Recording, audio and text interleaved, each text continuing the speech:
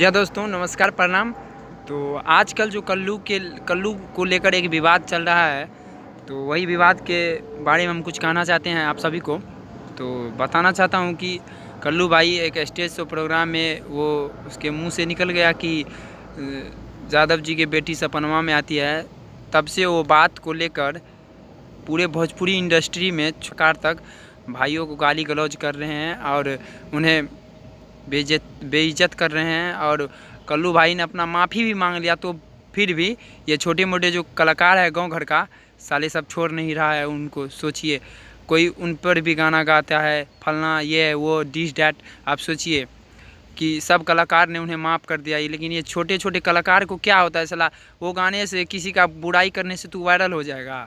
आप ही बताइए, कोई वायरल हो जाएगा? हैं? कभी नहीं हो सकता है, नहीं वो फेमस होगा। ठीक है, मैं इतना बताना चाहता हूँ आप सभी को। कल्लू भाई तो माफ़ी मांग लिए हैं, दिल से सलाम, दिल से थैंक यू। तो मिलते हैं अगले वीडियो में, तब तक के लिए जय हिंद, जय भारत।